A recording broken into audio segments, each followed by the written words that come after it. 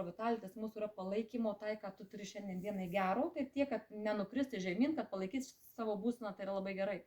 Bet kai mums reikia atsistatyti, tai reikia to kiekio didesnio, kaip sakom, kai sako, ar nemiga, ar hormonai pabėga, tai dar, kad susirinkti iki tos linijos, kad save tik palaikyti ir mums reikia papildomai labai daug.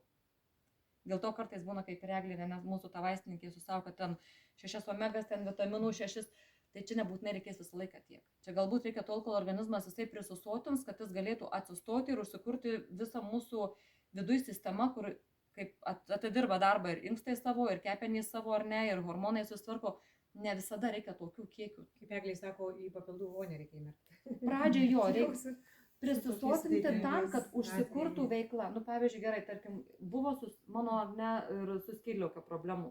Tai aš ją atstatau tam, kad jinai atliktų savo funkciją. Man nereikia visą laiką krauti, bet aš jau žinau silpną vietą savo. Vadinasi, jinai kažkokiu metu yra pažeidžiama. O Eglė sako, kodėl tai yra? Sako, vadinasi, pasigavus kažkokį tai virusą. Mano imuninė sistema nusėda todėl, kad žarnynas jau yra, kaip pasakyti, silpnesnė vieta ir žarnynas, kuri iš tikrųjų turėtų tas maistinės medžiagas teisingai paskleisti po organizmą. O jeigu neteisingai jau tą paskleidžia, tai atsiranda autoimuninės ligos, tokios kaip, pavyzdžiui, cukrinis diabetas, ne? Ten, pavyzdžiui, būna, kad ir tas skydliaukės nepakankamumas. Būna, kad tas organizmas, dirbdamas kitą darbą, palieka ramybėj tą, kur turėtų padėti ir viskas. Ir jisai silpsta mūsų tas organas. Na tai va, tai žinodama tai, aš labiausiai atkreipiu dėmesį būtent į skydliaukės veiklą ir į savo žarnyną. Tai va, nesu aš jau tokia super duper, kai sveika, tiek, kad palaikymui reikalinga, žinau, kas pagal save.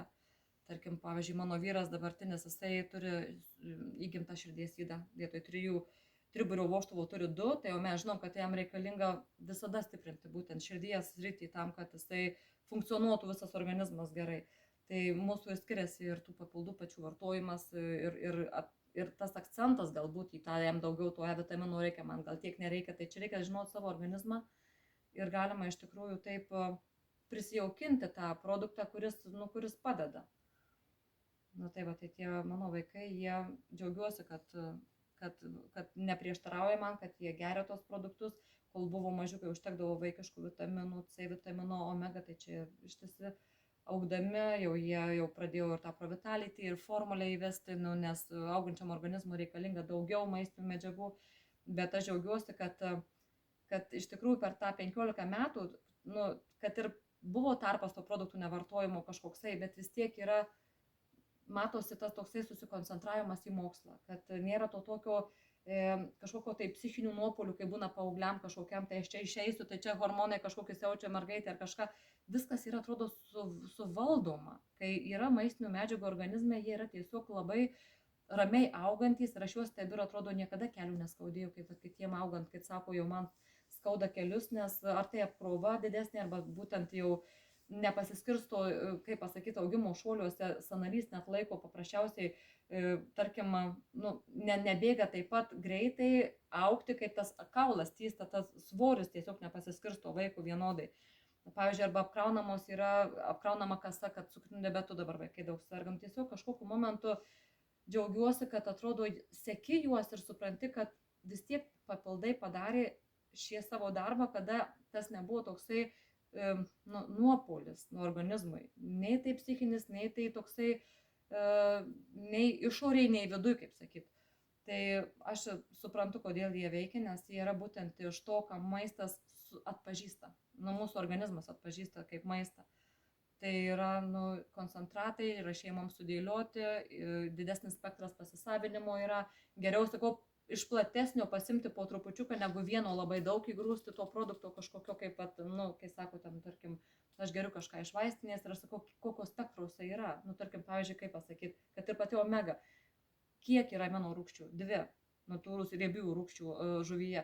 Skau, čia yra 8, ar tu supranti skirtumą?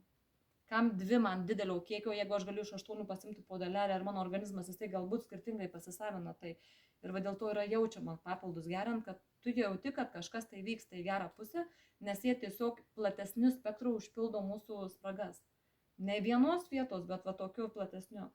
Tai bet ką paimant, pavyzdžiui, pamenu, kaip Ir mano mama Vokietijoje, jinai va, būtent COVID metu, ten Vokietijoje labai griežtai buvo skiepėjami žmonės labai stipriai. Ir jinai sako, man pabėgo sąnariai. Kaip atstatyti juos. Tai ir detoksikacija, ir didesnės omegos, ir tie gliukozaminai parsiųsti. Viskas yra atstatymo dėl to, kad padaro kiekvienas cheminis dalykas padaro savo darbą, kuris pažeidžia organizmą. Tai vat, yra ir tam tikri dalykai akcentuojami, būtent kas jai vat, buvo tuo metu blogai, vat, sakau, ir tarkim, ir tą cholesterolį močiutė sutvarkym, ir tėtė jau po operacijos gyjimas greitesnis. Sakau, nes šiaip atrodo organizmas jisai pats save sustvarko, tuomet, kada yra iš ko jam tvarkytis. Tai esu toksai, kaip sakyti, misionierius šitos kompanijos ir kiekvienam nešu tą tokį, nu net nemoku pasakyti, gal tokią ramybę, kad jeigu yra blogai, žinokit, kad gali būti gerai, kad nėra nuspręsta. Žmogus, jeigu turi kažkokią tai ligą, kad jau yra nuspręsta tau kentėti, nuspręsta tau jau tik blogiau, kad, kaip pasakytas įėjimas, kai sako, jau čia man nieko nepadarys, niekada negalvokit. Niekada tol, kol mirksi, tol, kol supranta, tai visada dar yra tikrai iš ko pakilti, nes ir toj pačioj, Švedijoje turim tokią moterį, kuri labai sudėtinga situacija ir aš sakau, daugiau yra tikėjimo, negu iš tikrųjų, tos dar netgi yra, nežinau, kiek pratemps, tai yra onkologija labai sunki, turinti 3 vaikus ir aš galvoju, stosimės iki paskutiniųjų ir, žinot, onkologija sergantys žmonės, jie labai tiki, kad viskas gerai, o tu matai, kad, žinot, kai pamatai žmogų ir atrodo viešpatie, aš tik tai sakau, tu jautiesi taip, nes tau yra tu negali kitaip galvoti, realiai šitai, bet aš realiai suprantu, kažką reikia užkrauti jai, kad jinai turėtų už ko funkcionuoti.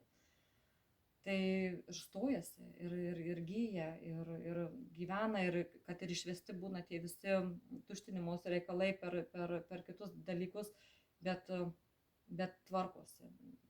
Sako, aš atsistosiu ir viskas bus gerai, bet jinai geria produktų nemažai, nes matom, kokia situacija yra, kiek gydymas atima, ne kiek chemija nuima. Žmogaus atima tą visą sveikatą, tai iš kur tu ją kitur paimsi, jeigu ne maistinių medžiagų pagalba, nes čia koncentruotai viskas sustatyta, tu to maisto realiai negali paimti į organizmą, tai ypatingai jeigu koks skrandis pažeista ar kažkas, tai aš matau gyvus pavyzdžius, kada kažkaip matau, kai išlipa, kaip padeda, kaip žmonės susitvarko. Tai mes esam tos, kurios esam čia, tai matom mane ir tu gyvas pavyzdys, tas Tulė, ir Reda, ir Rita.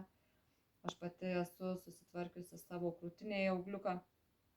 Net nebijau, kaip gydytojas pasakė, kad turiu kažką, sakau, net nebijau, sakau, man svarbu žinot, kad aš žinočiau, ką toliau daryti. Ir užsivariau tų kruciferių, atsimenu, irgi ten jau didesnį kiekį ir aš atėjau po pusės metų pas echoskopiją, Sako, išskaidai, sakau, išskaidžiau, sako, su kryžmažydžiais. Sako, tai jau reikėjo jų labai daug, sakau, labai daug ir geriau. Aš neskau kas, nes man nereikia, manęs neklausia ten tokių, žinai, norėsi, ateisi galbūt atskirai pasišnekėsim, bet, sakau, nebijoti diagnozės, svarbiausia tikrinti, žiūrėtis, nes visada bus nuo ko pradėti tvarkytis. Negu kad, praeis, nepraeis. Savaime nepraeis, jeigu nepakeičiam nieko, tai niekas nepraeis. Bet kad įmanoma sutvarkyti, ant tų bėgių žmogų užstatyti, tai tikrai yra galimybių ir aš, sakau, gyvenu daug metų ir net minties nėra nutraukti, todėl kad žinau, kad jeigu tik nutrauksiu, tai nuo to 40 ir prasidės viskas, kaip turi būti, kaip sako, turi būti ir nebaisu, kad ir tas spaudimas aukštesnis, nebaisu, kad ir tas cholesterolis, taigi čia jau metai, jau tu jau neseniai. Pasižiūrėk. Jo, nieko tu čia, matai, nori atrodyti dar jaunai, žinai, ne, čia taip nebus, žinai, ir baltymų reikia kokybiškų, visko reikia ir visko čia yra, tik tais norėk imt. Tu pastatyk namą be statybinių medžiagų, ne ką be paimti, ar plytas, ar medieną, čia yra statyba. Galų gale ir smegenim žinau, ko reikia, ir tų gerųjų riebalų, ir kai tu jų gauni, supranti, tu matai žmogus, kaip pats kalba apie tai, kaip jis jaučiasi kitaip. Man va tai įdomu irgi būna, jau pradeda gerti ir skaunukas, sako, kažkoks tai rūkas ir praėjo, žinai. Matai, skauva, tu supranti, kas. Ir man jau smagu yra, nes aš suprantu, kad jau pajauti, kad jau gali kažkam pasakyti, jau gali kažkaip tai atkreipdėmėsi į to, kad nu, įdomu čia, užsikabino už to, kad reikia jam pačiam suprasti, kodėl tai darosi, kodėl taip veikia. Regėjimus, pavyzdžiui, ar net, tarkim, geri karotinoidus ir sako, aš jau kažkaip geriau matau, man net jokiniai atrodo per stiprus kažkaip jau yra. Vėlgi gerai atrodo jau, nu, kiekvienam tokiam dalykui, nu ir gerai, kad yra blogai, kitiem vadinasi, žinau, kaip padaryti geriau, nes kartais atrodo, ką jeigu visi čia būtume sveiki, iš ko žinotum, kad tu gali būti ligotas. Ir nieko baisaus, kai žmonės negirdi, vadinasi, mes turim su kuo palyginti. Turim žinoti ir tą įėjimą ir nedarimą kitų, žinom, kaip būna, kaip nedarai. Tada žinai, kad eisi link tų žmonių, kuriems pasiseka kažkaip, kurie išgirsta informaciją, tie, kurie patys prasiplečia tą žinias. Tarkim, dabar visai nesenai, kai su Asta darėm live, pati sužinojau, kiek reikalingos amino rūgštys, kokiai vietai stiprinti ir kaip nemiga tvarko, kodėl tai vyksta. Todėl, kad atsakingi tam tikri dalykai už tavo tą ėjimą ir miegoti laiku, ir kas skatina nemigą, ir kaip kortizolis veikia, ir kada jo reikia organizme, kad balansas visame kame, kad jau reikia to kortizolio, bet ne per daug, nes jisai kaip per daug yra, jisai darbą daro kaip žalingas organizme. Kad, nu kaip pasakyti, kad būtent kiek tos kavos gali per dieną išgerti, ne? Jos gali, bet visur reikia surasti, kiek to reikia. Kad visur galim ir tą pyragą pavalgyti, ne? Bet kiek jau, ar aš galiu jau suvalgyti kilogramą, ar man užtenka ir nepadary žalos tas šniurelis mažas, ne, ten šaukšto pločio. Juk viską galim ragauti, nėra, kad nuimam kažką iš tikrųjų, kad drastiškai čia nesąmonė, mes esam žmonės ir mėgstam ir pasmaližiauti visą kitą, bet visur yra atsistatymas reikalingas. Visur, jeigu aš kažką pavalgiau, aš turiu išėti pasivaikščioti, aš turiu atidirbti už tai. Kažką, ne, kaip sako, atėjau vakarienė, atėjau baliai, atrodo, ir tu supranti, kad negali tos mišrainės paragauti, kur tau naudos neduoda, gali, viskas yra gerai, bet eik šauk po to. Išmok nesėdėti, išmok neužstresuoti to. Išmok, atidirbti už tai, kad tu malonumai yra atidirbami. Juos neina taip pasakyti, kad kai daugam atrodo, fainai būtų sveikai maitintis, bet ir sunku tuo pačiu. Jeigu kas antrą dieną tą padarysi, net nepajusi, kada tu pas nueisi tuo sveikatingumo keliu, nes jau nebežavės tas žalingas maistas, nebežavės, nebeduos tos energijos ir tu pas nueisi tuo teisingu keliu, nes tiesiog pagal pajautimą pajauti, kad ten daugiau atlaikai. Ir tiesiog prasiskleidžia visos tos žinios ir tas papildai, tai čia yra mums tik tais užmesta tinginystė realiai, nes kad susirinkti visą tai reikėtų dirbti labai labai stipriai.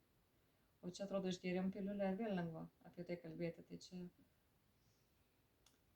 labai geras darbas padarytas mokslininkų, kad mums tiek duoda daug, bet realiai labai teisingai mąstanti kompanija, ta, kuri mus nori prie to žemės gražinti, kad žmogus pats savo maistą turi išauginti ir žinot, ką valgo. Tai čia vis tiek į tai vis tiek atveda. Tas suvokimas turi būti į tą natūralumą, mūsų pačių matymą, kas iš ko yra daroma.